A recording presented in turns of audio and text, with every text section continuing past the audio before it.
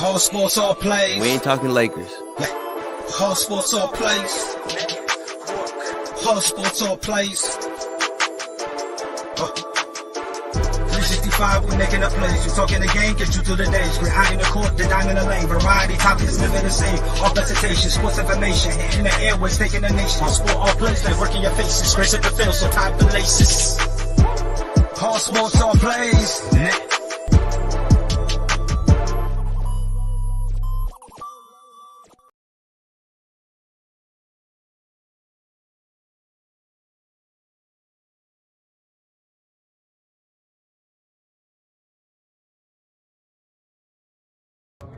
Shanig, man. Fucking with ASAP Sports Network, man. Tune in, stay logged in, and stay mouthed in. You dig? Yuck mouth. Yada da. Boy!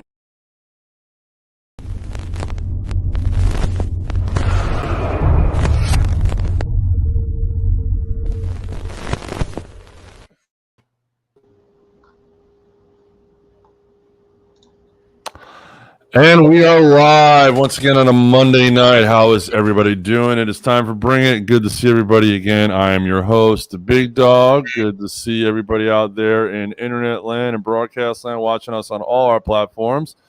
With me tonight, of course, is the coach. What's up, coach? What up?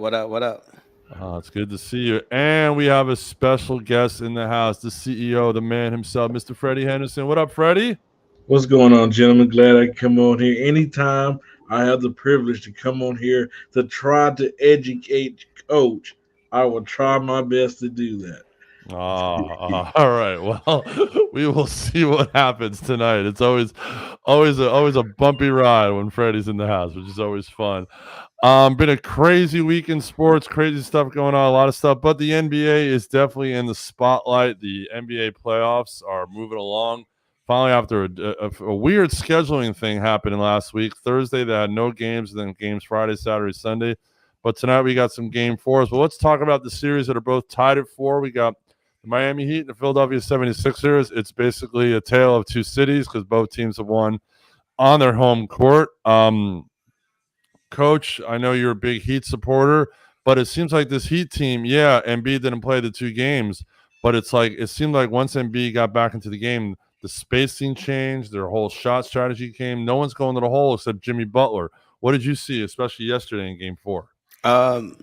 Well, the first game 3, game 3, it was just pretty much, it was a surprise. So we couldn't really make any adjustments because they didn't even have it on the report that he was going to play.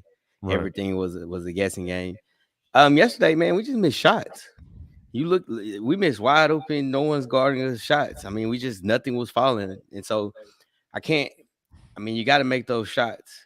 Like, I wish they would have put Duncan in, but he's a reliability on defense. Yeah. Other than that, it's just simple as that. You look at the shot selection, was it too bad? I think we did too many threes. We was just jacking it up and we was rushing it instead of attacking the goal. But that's one of the biggest things from what I've seen. We just gotta hit shots, man, especially the wide opens. Yeah, the shooting percentage was definitely down. On the other side, Freddie, James Harden came to the party yesterday, showed up, played a solid playoff game, the kind of games that people were hoping Harden would play in these playoffs. Couldn't this be a trend for him that all of a sudden he's like, all right, I'm not going to go tuck away in the corner anymore? Do you think Harden's going to finally play the playoff basketball that people are looking for? You're muted. Freddie, you mute, man. Nobody can hear you. My bad. Hey, he better be because the pressure's all on James Harden. We're talking about a guy who forced himself out of 2 to 3 situations in the last 2 years. That we all understand this is not the same James Harden as in Houston. But hell, we're not seeing the James Harden that was in Brooklyn, who's giving you big numbers, that's helping you lead this team. And yesterday he finally broke out and he had a good offensive game. And let's be real. When the ref's not giving him the calls, they're not sending him to the free throw line, at times he just looked like a regular Joe Bro on the court because he's not getting 10, 15 free throws a game.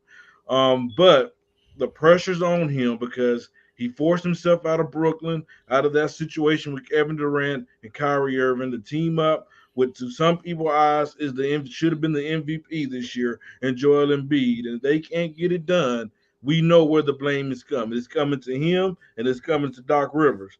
But I agree with Coach Joel. Hey, there was no film on Embiid. They didn't have the game plan for him. It should be a different series. Next game. Oh, no doubt, no doubt. Well, and Coach was talking about the 3-point stats. Miami only hit 20% from three, whereas Philadelphia hit 48% from 3 point. I mean, you're hitting 48 from three, you're going to win the game. And even though they only won by 8, when you're hitting that percentage of 3-pointers, you're definitely going to have an advantage there. It just seems like that this Miami defense all of a sudden, like, been really tight, really tenacious all season. And then, and I go back to the spacing because that's all they were talking about most of the day today was like about the spacing on the court. Sorry about that. Is that they don't seem to be able to figure out the inside out now with Embiid and Harden. All of a sudden, like, you figure a Heat team like this would have a game plan. So I mean, Coach, do you, now that Harden has proven himself, where do you focus the defense? Do you still focus on Embiid? Do you have to step out of the key and let Embiid just body down Amadeo down low? I mean, how do you plan for this game 5 on both sides? On the Miami, let's go to the Miami side of the ball first. Biggest thing is we just got to take what they give us. Honestly, truthfully, man, it's just one game from Harden. Harden is nothing but a big flopper, and he's gonna jack and just throw. So, like when he attacks to score, I give him credit. Like yesterday, he attacked to score, Right. not to flop and try to get the foul. But it's just we just gotta hit our shots. Like regardless of the situation, I mean, Embiid's gonna here's how I look at it. Embiid's gonna get his. We can't let Green make 5 threes. You can't make Right. Maxey hit 5 threes. Mhm. And we all know Harden is a front runner. Once he gets Right. down, it's a wrap. So Right. for us, more so, it's just picking and choosing of where we need Embiid to get the ball. We can't let him get at the block in front of him. We need to push him out, and we just got to fight. And that's one of the things, even with all our players, our post players, Jimmy Butler, everybody, when he's in, you got to fight. And then once and then let's push it. But again, we just got to hit the wide open shots. I mean, we airballing threes. Nobody was only Jimmy was the only one that was really feeling it. So right, and that's the key. They need to get more than just Jimmy, because if it's just Jimmy hitting buckets, it's not. They're definitely not going to win. On the Sixers side of the ball, so now that they've got Embiid, they're going into Miami, obviously a hostile environment 2-2. Would you say that a game 5 is a must win for the Sixers, Freddie? And obviously, if they go back to Philly 3-2, I would say they would win it at home. Or can they lose in a game 5 in Miami and still win this game by having to win a game 7, win the series, having to win a game 7 in Miami? Because obviously they'll have to win a game 6 at home. Listen, we all know how hard it is to go to Miami to win a game in playoff mode.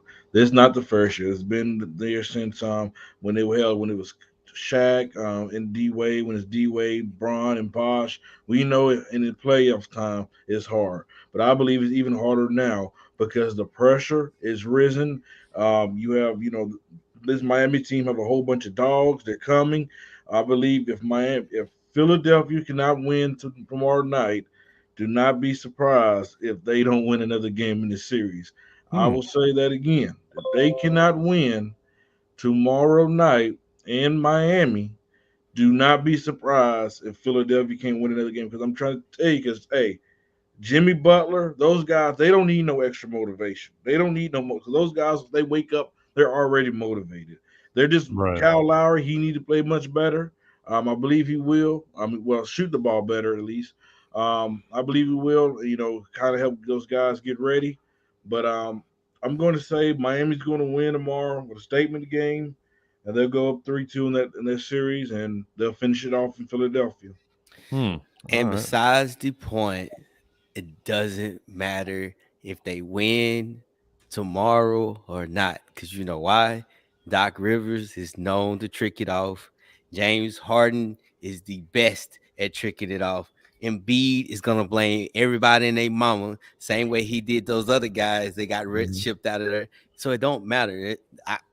They're a bunch of losers in my book, but that's a whole nother story. Well, it's interesting what Chris just posted up. If we could put that comment back up, wouldn't trust Doc and Harden to win in Game 7. Yeah, definitely. The history definitely says that especially Doc Rivers in the Game 7 has definitely not had a success rate. Obviously, Harden has tucked himself away. He did it in OKC. He did it in Houston. We've seen that in the past. But something tells me that if it comes down to a Game 7 and Embiid, I mean, I want the Heat to win. Don't get me wrong, but I think there's something in Embiid's head and in his mind that he wants to pull this team through. So I think this series is going 7. I really do. So it definitely should be an interesting game tomorrow night, Game 5. We'll have to tune in and check that out. The other series that went 2-2 yesterday is Phoenix and Dallas. Now, this Phoenix team, you want to talk about hot and cold. This Phoenix team went on the road in this series, and it seems like they just forgot how to play basketball. I have no explanation about what happened with Chris Paul yesterday. Freddie, what's your take on Chris Paul? I mean, fouling out like that. I mean, it's like he was like possessed, like he didn't know how to. Like he looked like me playing basketball yesterday. I mean, like, what's your thought on that? Listen, Chris CP3 know he has to be better. I mean, especially after the game, the last game when he had like 7 turnovers in the first half. I Right. mean, that's just something that we none of us could expect to happen. But let's give credit what credit is due.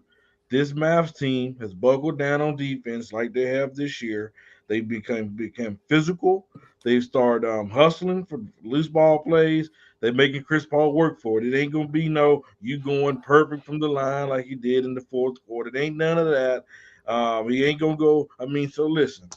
And Chris Paul yesterday, he got to be better than that, Coach. You know you got these many fouls, and you gonna go up there and do a play that you try to fool the refs and try to draw a foul. You got to be better than that. That's a play. That was a play that you could do back in the day, but the rules have changed That's since then. that's coaching. I'm gonna say But this. he should have known better than that, Nah, Coach. Freddie. One thing about Phoenix, and I saw it last year, and I know Chris is probably finna come in. He's probably texting right now hard on what I'm about to say. I don't I don't trust the coach because even last year in the NBA Finals, he couldn't figure out the pick and roll with Giannis, and even right now, these guys are 1-4 on away games. 1-4. Like they went 2-2 with New Orleans, the Pelicans. I'm say it again. The New Orleans, the Pelicans. No one would have bet their life that they would have went 2-2 with the Pelicans. So and then now you coming back and you do the same thing. The only thing that's best for them is not let Luka get in foul trouble. Don't let Luka get in foul trouble. Because when Luka gets in foul trouble, you know what happens? Everybody else gets to play. It ain't no dribble, dribble, dribble, dribble. Luka jack it up. Now you get all these other cats get involved. Yes, Chris, I said it, man. I don't when you look at the playoffs, you'll hear me say it all the time. Mhm. It's coaching and it's your role players because the star is gonna get their points. Like it doesn't matter. Booker gonna get his 30. Giannis is gonna get his 30 tonight. But now it's the adjustment of the coaches and these role players who's gonna get high. Because we said it, even the 76ers in the Miami game, it wasn't harder to beat, really. It was the other guys that was hitting 20 some threes. But Coach, No, what I'm exactly. saying is, Go what ahead, I'm Freddie. my bad. What I'm saying is what Chris got to be better is in the fourth quarter. I believe it's in the fourth quarter. He knows the third quarter when he drew that last play when he got the rebound and then Brunson was right behind him. And then Chris just stops and then let that Brunson fall over him and he get his fifth foul. You have to be better when you know that you're in a foul situation because I give a lot of credit to Jason Kidd. He did what he figured out is you stop Chris Paul, it's going to neutralize that team. They're going to be stagnant at times. The offense is not going to flow like it would when Chris Paul is in the game, and we've seen that happen. But you didn't. That's common sense. Hell, before he came, the Phoenix didn't add nobody else to the team but Chris Paul when they started winning. I mean, let's just be honest. It is what it Yeah. is. But again, it still goes in coaching, man. You got to know the situations and you got to take him out. You know how Coach, let me Chris. ask you a question. In the fourth quarter, when would you have brought Chris Paul back in the game, knowing he had 5 fouls? It depends on how close the game was. If we were down like eight or 10, I probably would have took him out. and I just say, hey, Booker, hey, we line on you, and I just say, hey guys, we gotta play defense. We gotta stop. We gotta get these stops because you want it because you still because you gotta realize, man, it's 10 points. That's 3 trips. You can bring it down to 9, or you can bring it down to 8. You know what I mean? Because you can hit two threes in the two. So it's basically 3 stops. Like, and that's how you tell the kids, like, hey, it's 10 points, but guys, let's get a stop right here. Now we're at 8 points. Hey, let's get a stop right here. Oh, that's a 3. Now we're at 5. You know what I mean? So you can play those games with it. It's just you just got to be smart. And see what, man, we can sit here. Look, man, that's what I love about basketball. Same thing with football. You can say refs, you can say all these things, but I'm gonna tell you, like I tell my kids, and like a coach told me, there's 3 things you can't control. You can't control the refs, you can't control the fans, and you can't control the weather. But in basketball, you can control the weather. So those you Right. can't control those things, but you have to be smart. You know the refs that you got coming in. They know them. They have conversations with them, like, hey, these guys are gonna call it. You know, in the flow of the game, how they're gonna call stuff. So you got to be smart on the things that you do. So, but we can say this, we can make all these excuses. Mm-hmm. They're 2-2. They did the same thing in the first round. No, exactly. And I want to touch on something you said. You said you can't control the fans. Well, obviously the fans can't control themselves because once again, we had a horrible fan interaction with Chris Paul's family yesterday. I mean, Freddie, obviously, these boundaries have been crossed and crossed and crossed. We've seen in the playoffs, we've seen people run on the court for protesting and stuff. I mean, do they have to like literally like have like separation bars or something to like keep the fans in order? Because I mean, to me, it's getting out of hand. I mean, this is ridiculous already. The Yeah, man's the man's at work. You don't go to a man's, you don't do that. It's just I'm like horrified by all this horrible fan behavior. yo, I'm sorry. I want to switch that up, bro. I'm sorry.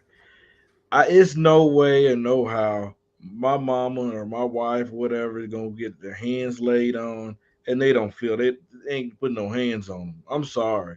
Right. Like you go touch my mama, you push her and all that stuff, and you don't put no like you getting thrown out isn't good enough for me. Yeah. It's just not.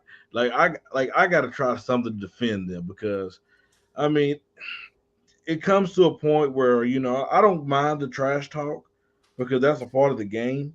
I mean that it is what it is. But when you actually start laying hands on somebody, I don't like that part, and I No. don't like how the NBA handled it, just suspending them for the 2023 because I remember early in the season I forgot where it was at, but a fan just said it was verbal abuse, and they banned them for like life at that arena. I forgot what the situation was. I'm like, Mhm. well, I mean, they actually laid hands, and I mean, and give give the fans, their credit, their respect. We don't know what's true. We just hear one side of the story. I mean, we don't know if you know Chris Paul family put their hands on them first. Nah, man. I mean, we don't. I mean, we Nah, I'm don't gonna say know that this. 100%. I'm not saying they No, no, did. no. I'm gonna say this, and this is honest, like crazy story. This is the craziest thing. Actually, my son and Chris Paul's son, it was years ago. I want to say like 9 or 10. They played. They was on the same soccer team, and so Oh like wow. his mom is like cool, chill. She knows the rules. She's not gonna really say too much. But she just goes with the flow. Now, Chris Paul, on the other hand, he's a firecracker. We all know that. So it's one of those things where it's people get drunk. They get the alcohol in their system and they feel like they're entitled because they're up close and they have the right to say and do those things. I mean, I've sit in the nosebleeds and people yell and say crazy stuff, but you don't hear it. But it's once they get that alcohol in their system, hey, and you know how what is a fan? It's a fanatic. Like these Exactly. cats is die hard. I mean, and it's Texas, man. We all know, Freddie. You know how they die hard. Everything, Cowboys, Texans, Mavericks in the playoffs. They're die hard. So again, it's just, man, you get that alcohol in your system and you feeling real big and bad. You feel like you own something because you 4 rows deep and you can goddamn to touch somebody. And It's it just happens, man. That's it's that's just the yeah, it's not right. It's just not no, right. it's And not. something has to be done. I don't know, maybe they have to have a separate, just a complete separate area for players' families or something like that, because they don't deserve to be harassed at all.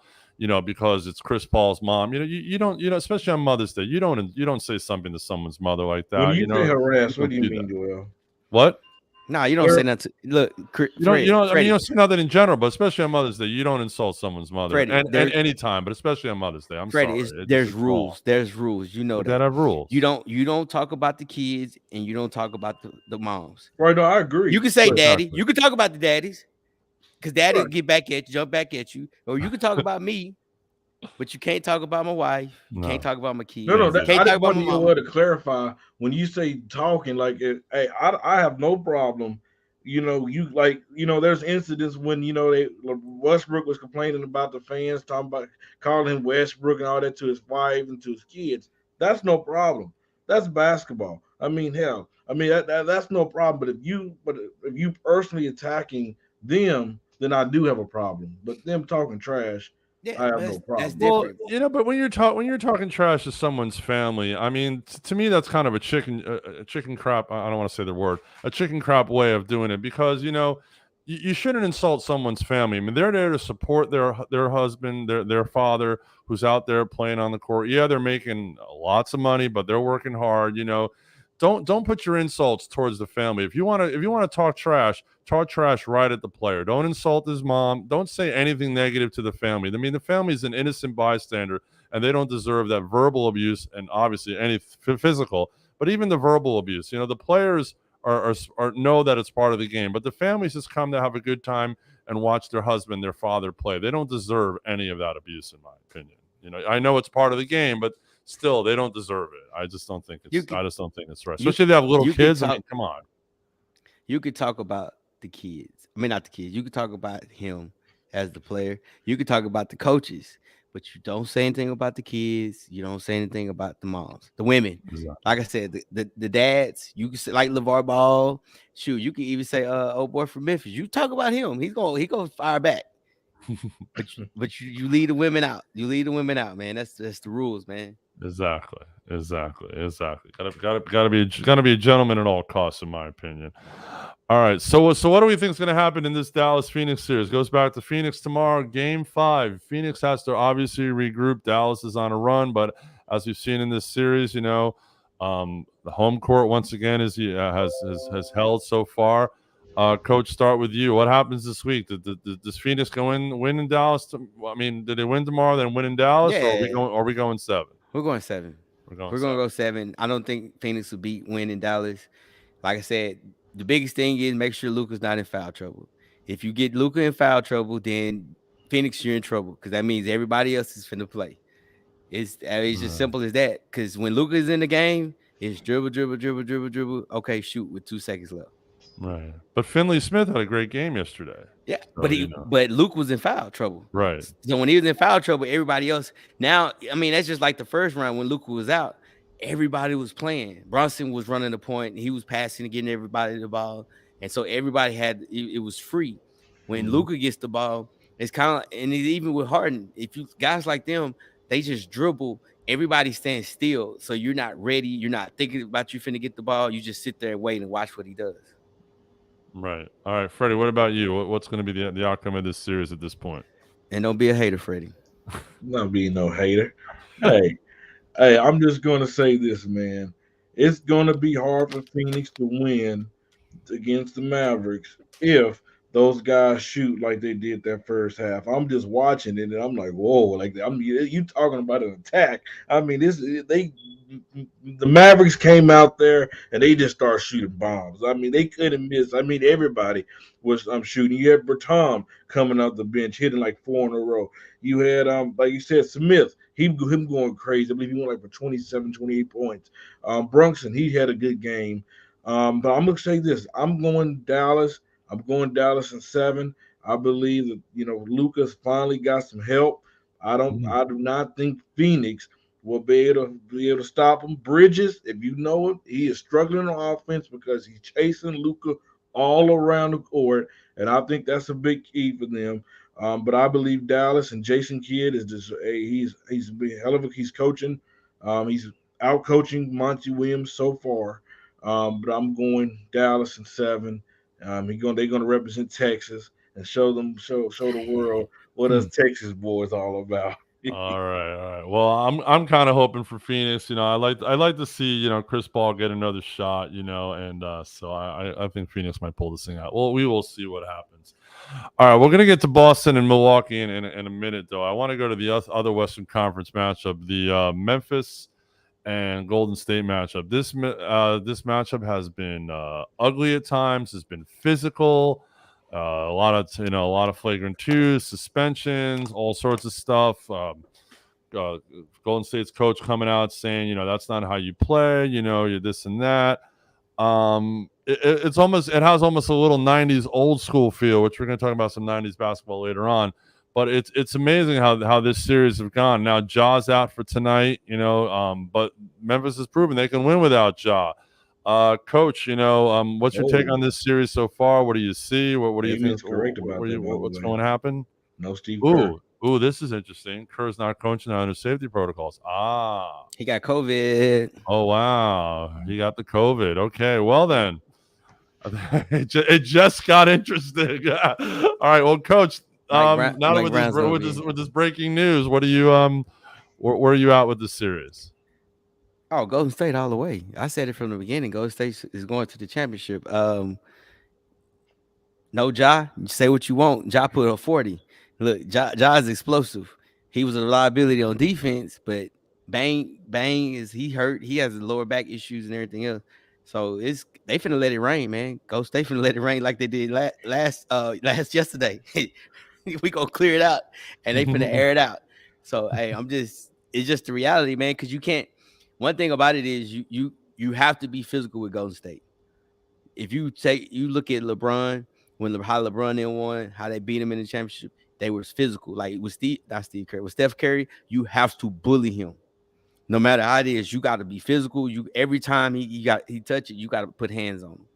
If you don't, and you let him run around like the rest of them, oh man, it's finna be a shootout, and you don't want to get in a shootout with them.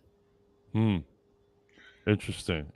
Freddie, what about you? Because this series has gotten physical, but yet Golden State has come out on top, 2-1 so far. Curry seems getting his shots. I mean, their big threes definitely balling. Obviously Peyton Jr. being out is a little defensive liability, but their big threes balling. Where are you at with the series so far?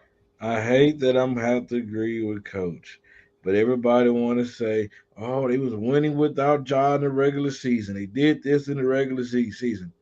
This is the playoffs, and this is Golden State. You can't go in the game. I don't care what team it is, and think you're going to outshoot Golden State because you will be surprised because those guys will let it. They'll let it go. And if you go down to all those players on field goal percentage, all those guys shot the balls out. Like you had Kaminga had 18 points in 18 minutes.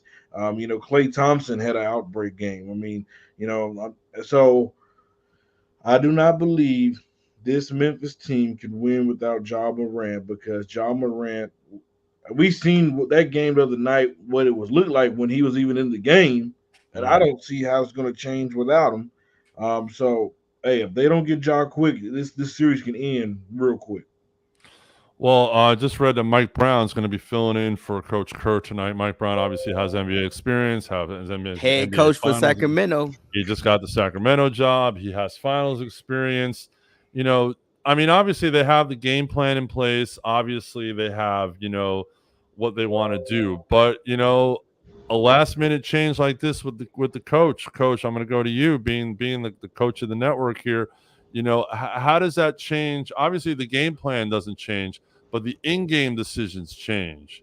And Uh, obviously, I mean, how much does it change when your assistant has to take over, knowing what Coach Kerr would do, but obviously having his own ideas and obviously having accepted another job?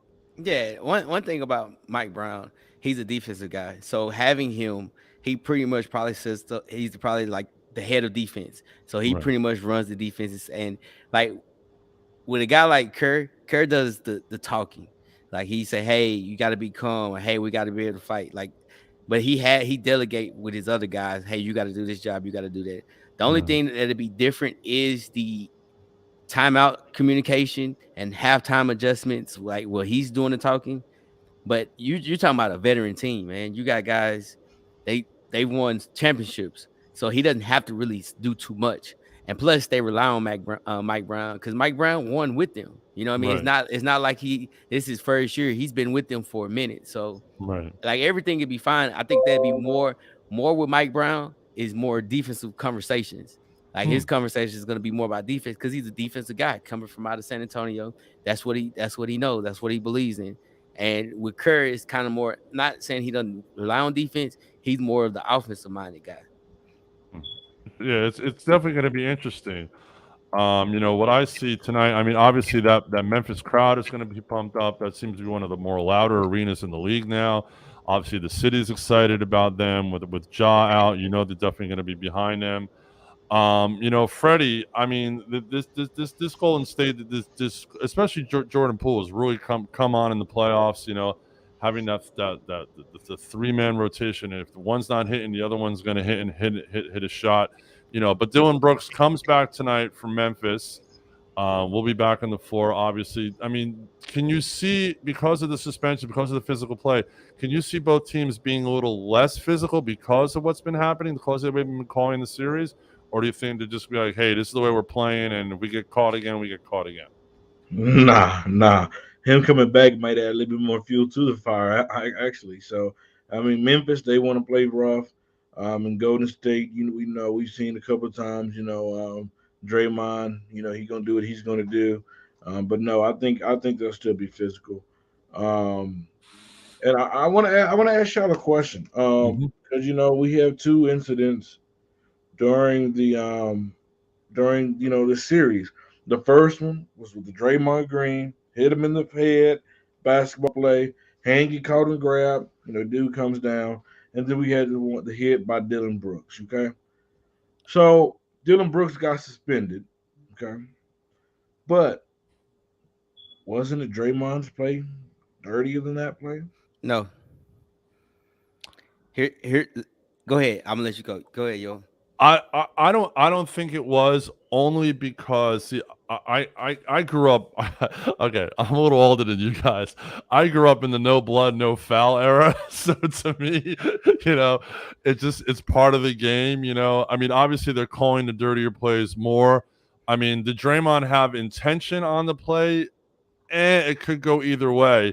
But I think because they didn't call it on Draymond, that's why they called it on Dylan Brooks, because they're like, well, we need to set a precedent now or it's really going to get out of hand. And the league made a call to the refs. Hey, if something like this happens, you call a flagrant 2 and you snip it right there. So that's how I see it. Okay, the Draymond getting slapped in the face. Anybody that play basketball, there's a great chance you getting slapped in the face. Even though he pulled the jersey, he's pulling it down, not at an angle. He's pulling it straight down. So therefore, you're landing underneath you. Now, here's my argument about the whole the other flagrant foul. He swiped at it and tried to block it from the back. If you ever see anybody, you show me one highlight when a guy's doing a layup and you block it from the back. If Right. anything you're attacking the rim. You see Giannis do it. Shoot, LeBron did it and got MVP against Right. Golden State when he blocked it. That's when you attack the ball from the rim, not the head, not from the back Right. like that. That's to me, that was the difference. Because regardless of the situation, Draymond Green, you want to say he's dirty, that's fine. He's an aggressive guy. Right. He slapped him in the face, but he pulled him down, going straight down. And then if you see it, he tried to catch him anyway. Mm-hmm. The other one, again, the guy's laying it up and you swipe from the back. You're not going to block the shot because you're taught as a guard, and he's in the NBA, that you can shield it from anybody from the back. That's why they always say you challenge it at the rim or the Right. backboard. So you think Dylan Brooks' play was dirty? Dirty, yes, because you hit him from the back of the head. Because again, Freddie, you show me any film, anybody, NBA, college, whatever, that you see a guy blocking from the back like that without going attacking from the rim. That was my whole thing about the whole situation. He never went attacked it up in the air from the rim.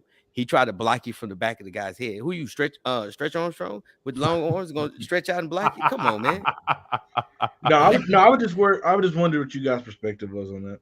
No, Nah, it's that just and the block from the back, concept is definitely the right idea, because the player is more defenseless when you're coming in from the backside. If you're coming from the front side, at least they see you coming, they could brace for impact, whatever. But you're coming from the back, you're blind. You don't know what's coming. And then when you get hit like that, yeah, was there intent? Who knows? But yeah, coach does definitely make a good point. Good point. All right, I want to take a little break here, a little commercial break, and then when we get back, we're going to talk about the fourth series, a little Milwaukee-Boston. I think Milwaukee's up by 1 at halftime. We'll take a break, and we'll be right back. Get ready. This summer, the Arena League Sports is on ASAP Network. Tune in live on either the Tiki Live or Roku app, as well as your smart home TV. All sports, all plays. All sports, all plays. All sports, all plays. 365, we making a plays. You talking the game, get you to the days. We're high in the court, the dime in the lane. Variety, topics, living the same. All presentation, sports information. In the airways, taking the nation. All sport, all plays, like working your faces. Grace at the field, so type the laces. All sports, all plays. All sports, all plays. We on top of our game. All sports, all plays. All sports, all plays.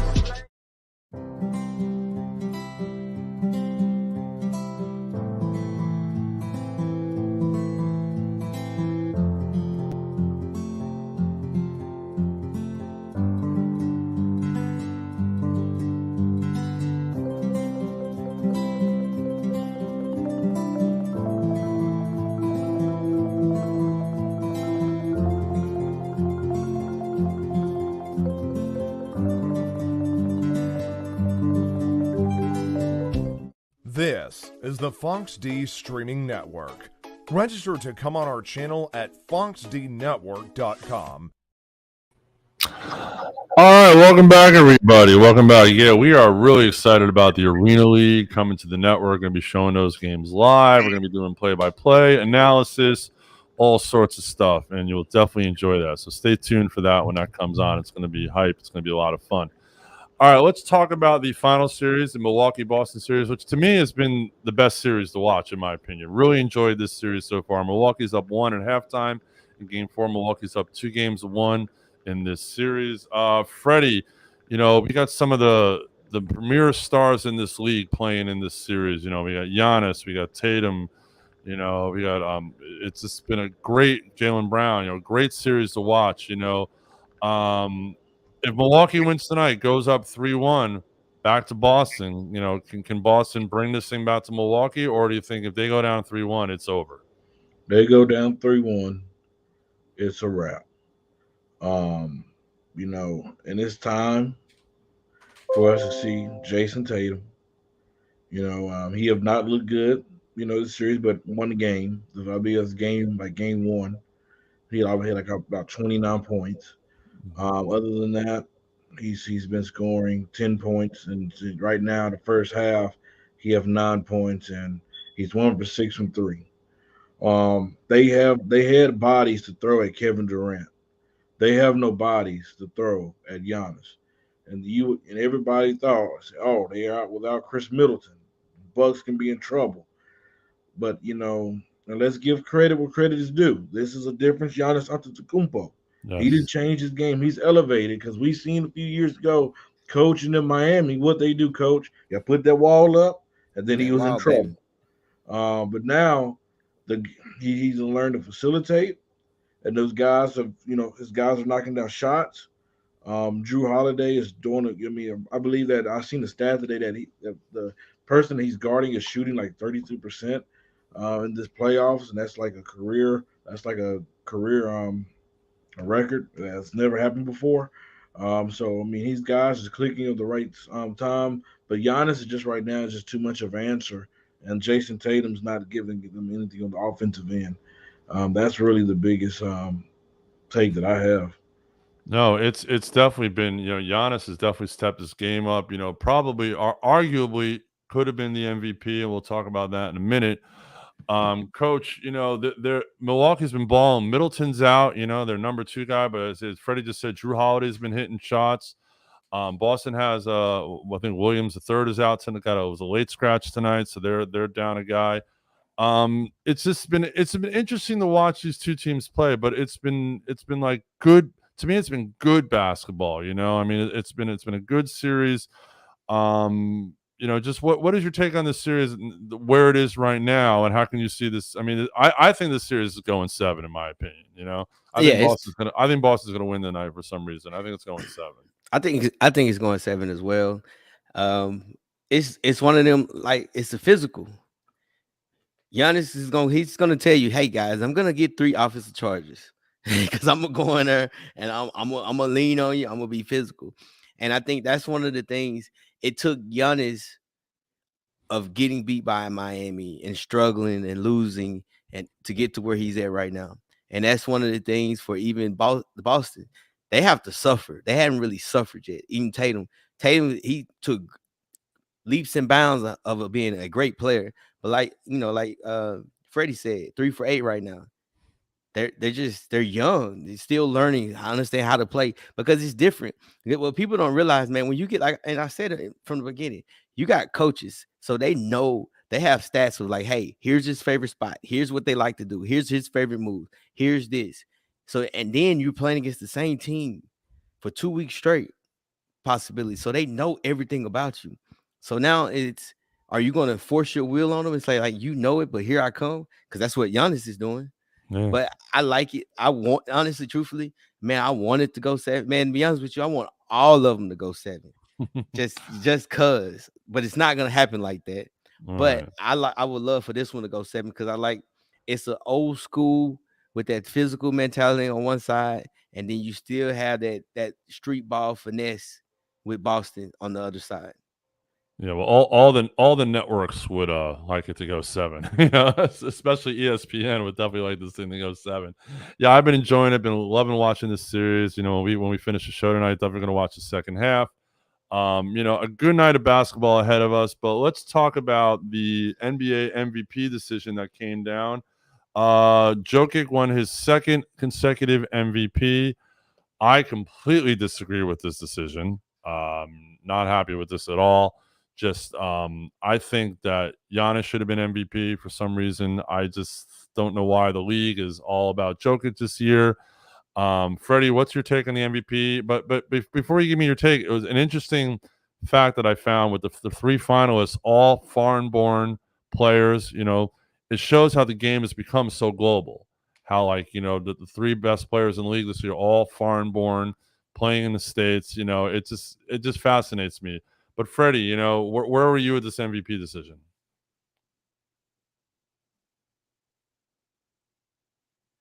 Freddie, you mean? I had no problem with it at all. And the reason why all 3 finalists were deserving of the award. You couldn't go wrong with the decision. Let's just get that out the way. But Jokic basically did this with a bunch of role players. Let me say that again for the people in the back that can't hear me. He did this with a bunch of role players. Giannis, I'm sorry, Yoel, he has sidekicks. He had Chris Middleton. He had Drew Holiday. He had Brook Lopez towards the second half of the season. He had all these guys. Mm-hmm. Joel Embiid. You had Maxey. You had Tobias Harris. You had Seth Curry at one point. You had Danny Green. You had James Harden for the second half of the season. Jokic, second best player was who? Aaron Gordon, Will Barton. I mean, we're talking about guys that's nowhere near the other guy's teammates. And this guy averaged 27 points, gave you 13 rebounds, 7 assists, and he played more games than Embiid. He played 74 games. Right. That's a big. So he led his team to the playoffs. Without them, they're a G League team. That's what they are. They're fighting for the lottery pick. They're not even making the playoffs. Right. So that's why he won the MVP. Okay, interesting take. Coach, I'm going to go to you on this. First, who did you think was MVP? And secondly, See, now it's interesting you say about a G League team, but the Western Conference, if you look at the bottom of the Western Conference, it was a lot weaker than the top of the bottom than the top of the conference, let alone the Eastern Conference. You look at the records, if you look at each team. So did this team qualify for the playoffs despite, obviously Jokic playing a great ball, but despite the fact that the league was the conference is a weaker conference this year? I don't I don't think it's weaker. But if you look at their records, the records of the bottom teams in the West were I mean, there were more teams under 500 that made the playoffs in the West than the East this year. So that's what I'm talking about. Yeah, I don't know. I don't know. I hate regular season awards because it's I don't watch every game, and then if you look at that, is okay. Who did Utah play? Not Utah, but who did the Joker really go against? Where was this competition? You know what I mean? Like those are the questions that you have to ask because you're playing what Sacramento. How many times you play Sacramento in a year compared to? I mean, and then you gotta look at it.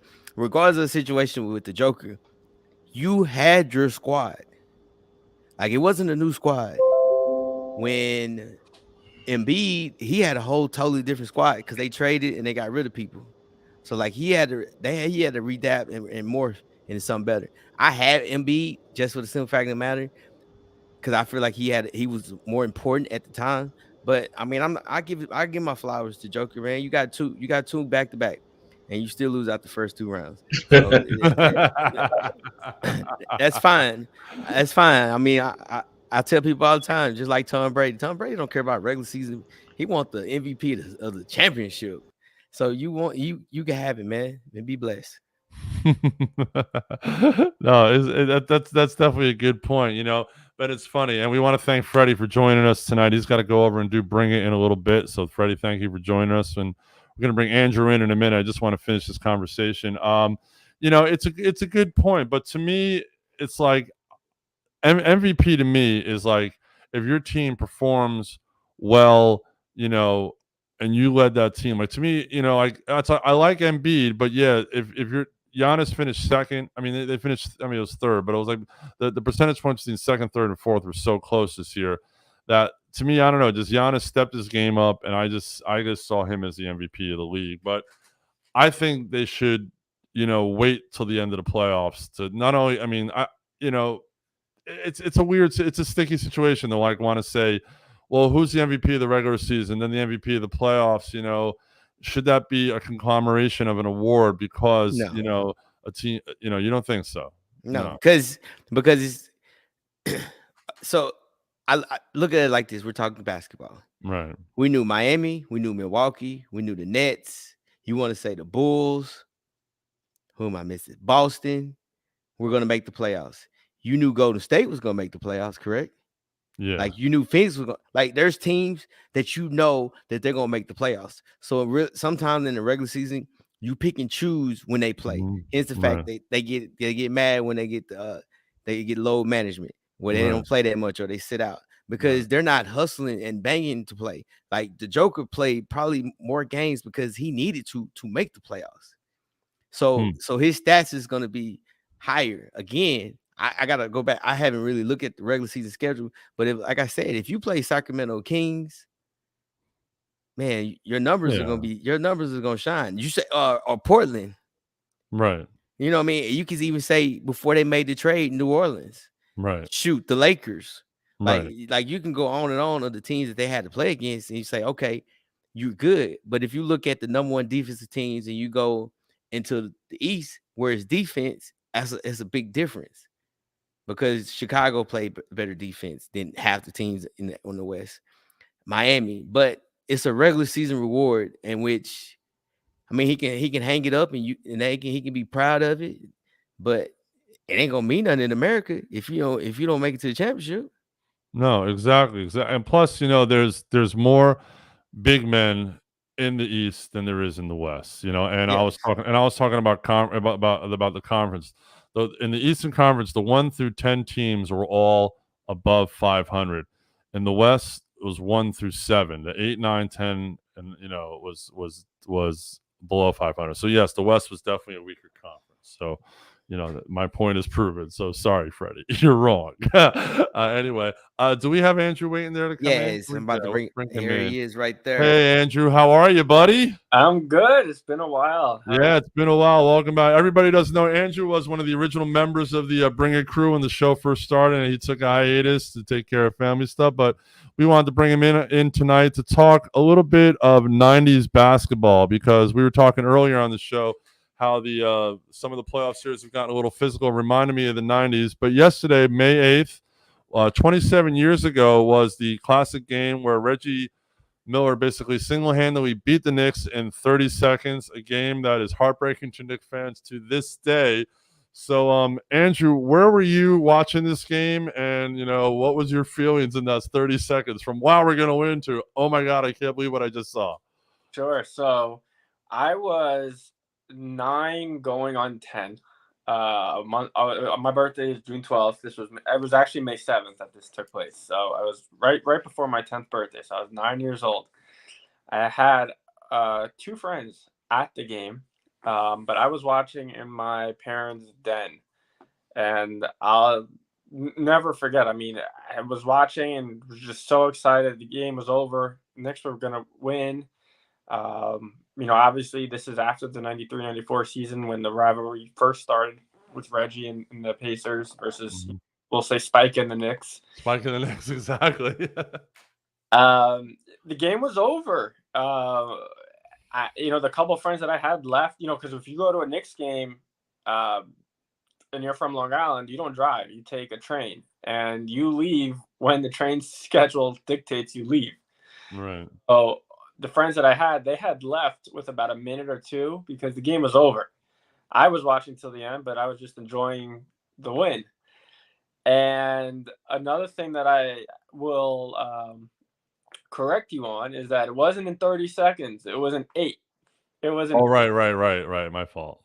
Seconds. So, all right, well, let's break it down. Pacers are down 6. Reggie comes off a screen to the wing on the left side behind 3, takes an off-balance 3, goes in. Okay, hits a 3, whatever. No one was worried even then at that point. What's the expected play? You're going to inbound the ball and you're going to make a quick foul. You can go to the free throw line and try to hit some free throws. So knowing that I was coming on tonight, I've been studying this play over and over the last couple of days. So we can go frame by frame. So Reggie makes that 3. He then retreats back behind the 3-point line between 3 and the free throw and then the half court circle. Anthony Mason, who was probably the worst inbounder. Yeah, he should not have been putting the ball in bounds for sure. No, as they call him a point forward and as great as a dribbler and a passer during gameplay he was a horrendous inbounder. So he takes the ball out for whatever reason. Now, he has the ball and he's looking to make the pass. It's supposed to go to Greg Anthony. Greg Anthony now comes off a screen and tries to go around his defender, and they get tripped up. As Anthony is turning around and getting around his defender, he starts to stumble. When Reggie notices this, he runs in and makes contact with Greg Anthony. I wouldn't say that he pushed him, but what I will say is that, and no Pacer fan can argue this, that when they made contact, Greg Anthony fell. Right. There's no doubt about it. I won't say that Reggie Miller took 2 hands and shoved him. That did not happen. I'm a fair enough fan to say that did not happen. So as Greg Anthony's going down is when Anthony Mason is throwing the ball in. Right. Okay? There's literally 2 Pacers there and not a single Knick as the ball is in midair. Reggie catches it, and if you saw the 30 for 30 special, there was a segment where for about 15 seconds, everyone that they interviewed on that show said to have the presence of mind. Reggie had the presence of mind and also the guts, because only Reggie Miller would have done this. Right. When he could have just taken a 2, he decided to run back a few steps and take another fadeaway 3. And that was the miraculous shot. That was the one miraculous of that entire sequence. Right. Now, I want to stop you right there for a second because obviously Reggie's got the presence in the sense, to go where the ball is, know where the ball is. But the play and the Anthony play, and I watched it earlier, and unfortunately we can't show it because of copyright reasons. We've done that before, and we've gotten muted, so we don't want to get muted. But when you see Anthony go down, obviously it could have been called a foul. In today's game, that's a foul. They call that today. When Correct. Anthony goes down, that's a foul. But in the game of the '90s, where they played no blood, no foul, they were just letting those guys play, Correct. And then obviously we're going to get to this the foul call on John Starks, but continue on. So he makes the three. Now they're down 3, right? Or are they tied? They're tied. The second three's in, they're tied. Right. So scored 6 points in about 6 seconds. Okay. This is where now it gets really bad. For whatever reason, on the next inbounds play, the ball goes to John Starks, and although all the footage is pretty old and grainy, I was trying to make it out. I think it was Derek McKee who fouled him. No, it was Sam Mitchell who found him. It was Sam Mitchell. Okay. Yeah. I actually watched something today, and it was Sam Mitchell. Yeah. I couldn't make it out the name of the jersey, or the number for that matter in the video that I. So Sam Mitchell makes the foul. They didn't need to foul. It was a tie game.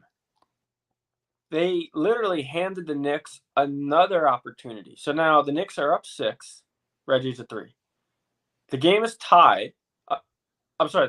The Knicks then go up 3, or cut. The lead is cut to 3. Then Reggie makes the steal, the shot. Now it's tied. They're still not losing. They get another chance when Starks gets fouled and goes to the line.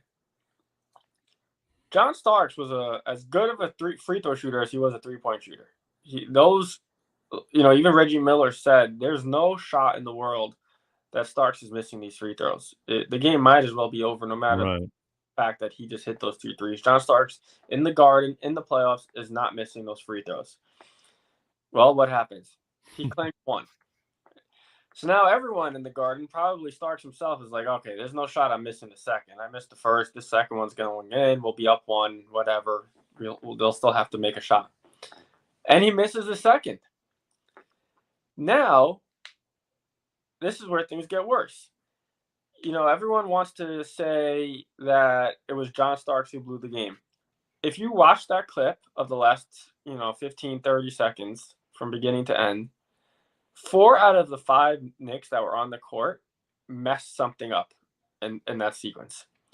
The only one who didn't mess anything up was Hubert Davis, which I didn't have a chance to look back, but I was curious to if Charles Oakley or Charles Smith had fouled out, because I didn't understand why Ewing was the only one above 6'6" on the court. Right. That to me was very interesting. But anyway, Starks misses the second. Ewing grabs the rebound. Keep in mind, there's about 8 seconds still on the court, on the clock. He could have done anything at that point with the ball. He could have passed it back out and reset. He could have passed it out for a different shot. He grabs the rebound and immediately throws up a fadeaway jumper from about 12 feet, and he misses. Starks then goes for the ball, as does Reggie, and then Starks ends up fouling Reggie. So Reggie goes to the line, and he gets his 2. So now he scored 8 points in 8 seconds. It started out with, I believe, 16.8 and went down to about 8.9, something like that. But with all these fouls in between, he makes those free throws. They're up 2. Knicks have 5 seconds to go the full length of the court, no timeout. So what do? They give the ball to Greg Anthony, who was not the true point guard of the team. It was Derek Harper. Right. Okay. He was by far not the best shooter on the team. It was Starks. Mm-hmm. Okay. He was a backup point guard. They give the ball, and they also takes the ball maybe from about 3 feet from the inbounds line. He has 5 seconds to go down. If you look at him running, I've never seen a player more unsure of what to do. He never looked up. He didn't look up for a single one of his teammates. No. By the time he got to the 3-point line, there was 2 seconds left. and he still had not even attempted to look for a pass. Yeah. Then he goes, cuts down the sideline, and remember, 20 seconds ago he was on the floor. Right. Making He ends up on the floor again at the end. Right. Up on the floor again. He spent more time on the floor than lying down on the floor than actually standing up. Right. Never got a pass off at all. So the Knicks never even got a final shot. So Anthony messed up when on that play. I don't want to say he messed up when he got knocked to the floor the first time. That was more of just getting tripped up and whatnot. But that was Anthony's fault on the inbounds. It was Starks' fault for fouling Miller and missing those free throws. And Ewing should have never taken that shot right off the rebound. It was almost like he grabbed it in midair and threw it right back at their basket, like if there was no time left on the clock.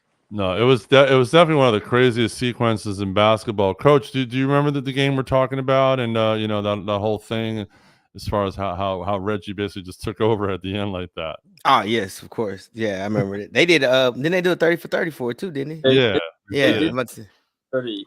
That rivalry was so intense that 30 for 30.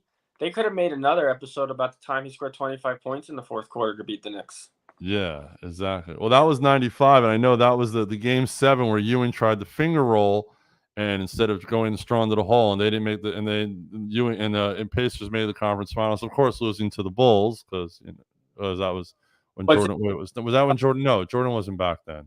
Jordan was not back in 94. Jordan wasn't back then. No, I'm sorry, he was, but they were eliminated by the Magic. It was right. That was the year. I think that was the year I'm trying 95. 95 was the year that it was the Pacers and the Magic. The Magic won in 6, and then it was the Rockets in the finals. Right. That was the year before. And it's funny how you talk about John Starks, like, all Knicks fans, still loathe his 2 for 14 in Game 7 of the '94 finals. Where Pat Riley let him keep on shooting. And once again, Starks gets to the line in a pressure situation, blows the game. I mean, that series, it's so classic. And you brought it to my attention yesterday, the anniversary of it. I'm like, you know what? Yeah, let's come on and talk about it, because it's interesting to watch, because we were talking about the playoffs now and how the game has changed, how the calls have changed. And Coach said something very earlier, Andrew, about you can't control the refs, And obviously in that game, they didn't control the refs because the refs basically, in general, let them play. I mean, in that era, but especially in that sequence, they just let them play. Absolutely. It's just a different era. It would have been the same if it was a Bulls-Knicks game. I mean, you look at the Charles Smith incident, the 2 years prior to that.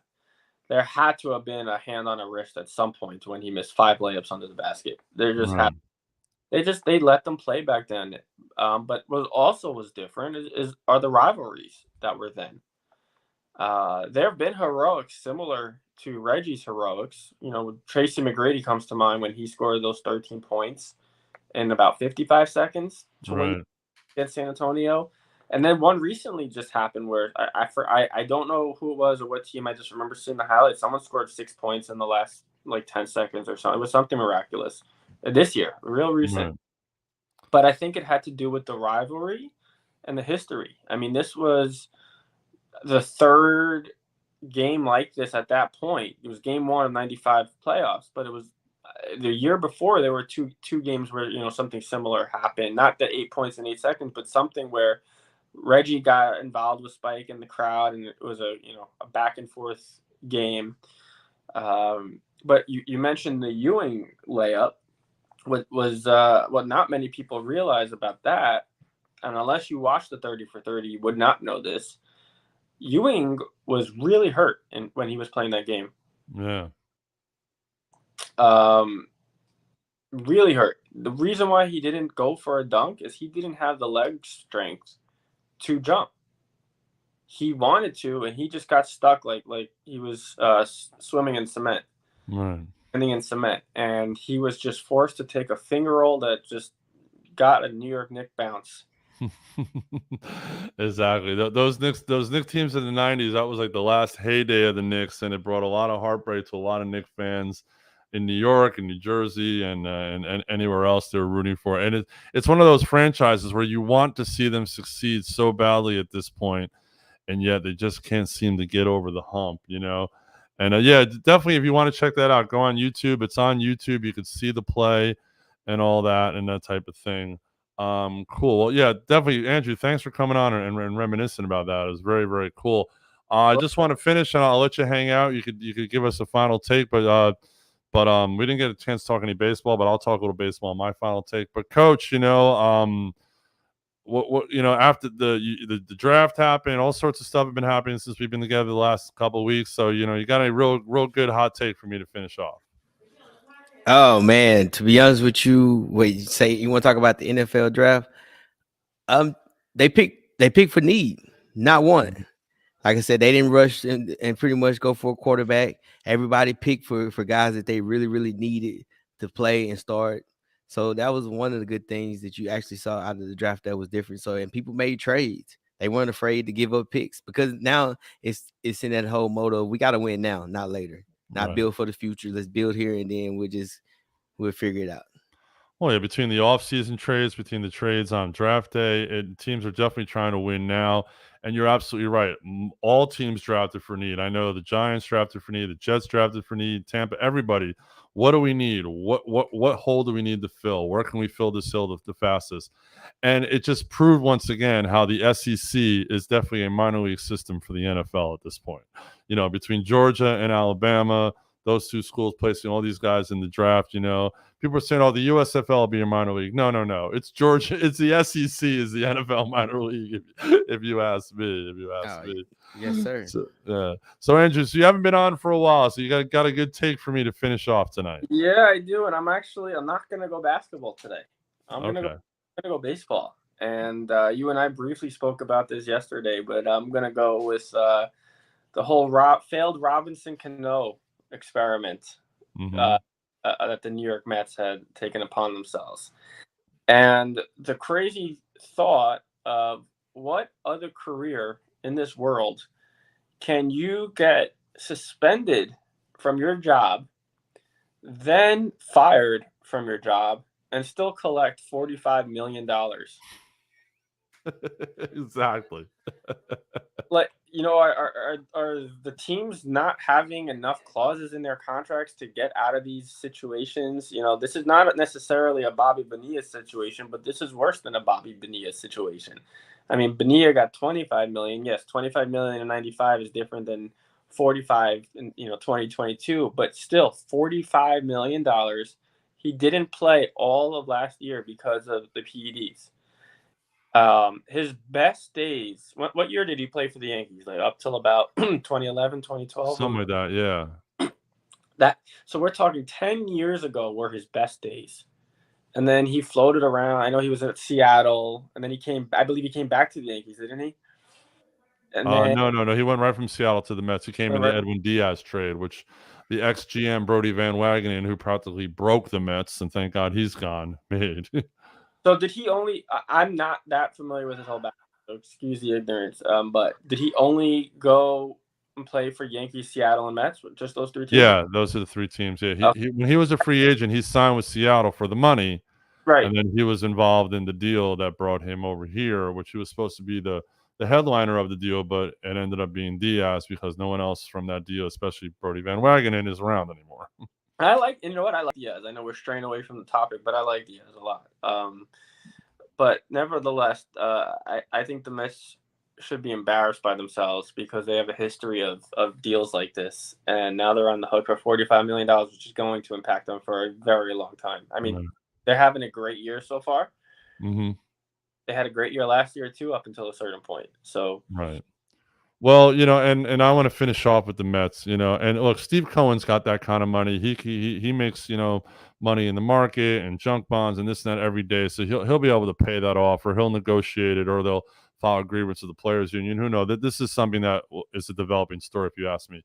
But I definitely want to finish up with the Mets. You know, I've been a Met fan since I was a little kid, and you know, this team this year was coming in with a lot of hope. And then DeGrom gets hurt in the spring training, and everyone's like, "Uh-oh. What's going on here?" But Buck Showalter has really instilled a culture in this team. and it's a mindset. And if you compare this team to last year's team, yeah, they were successful, but the mindset was different. The managing mindset was different. Buck Showalter is not over managing. He's not playing all the analytics. The analytics say this. No, he's managing from his heart and from his head and from the way you manage baseball. He's letting these guys pick.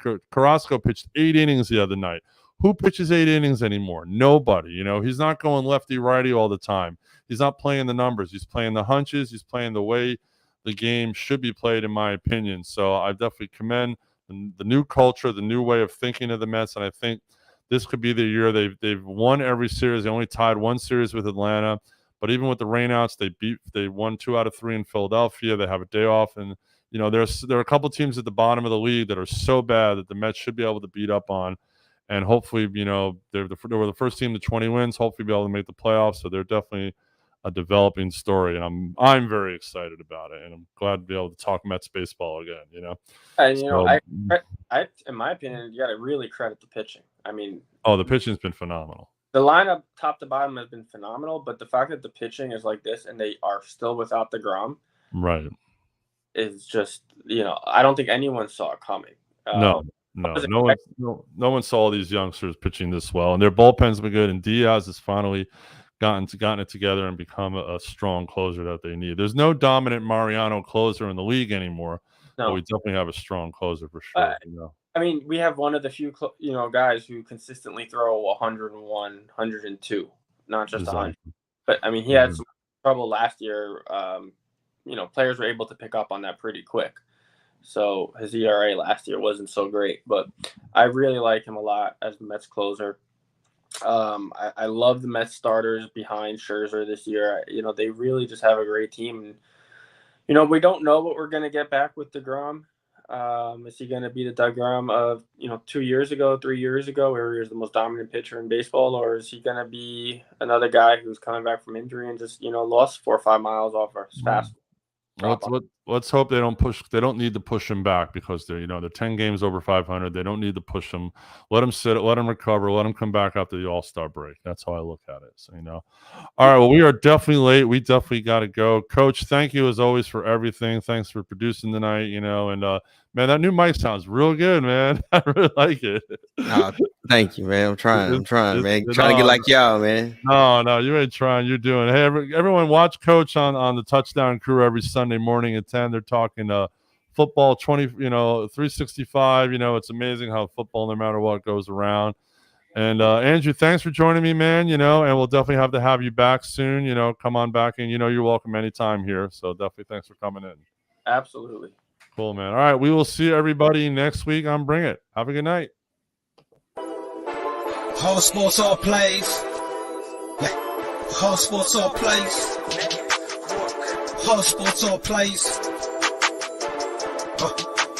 365, we're making up plays. We're talking the game, get you to the days. We're high in the court, the dime in the lane. Variety topics, living the same. All presentation, sports information. Hitting the airways, taking the nation. All sport, all plays, like working your faces. Grace at the field, so tie the laces. All sports, all plays.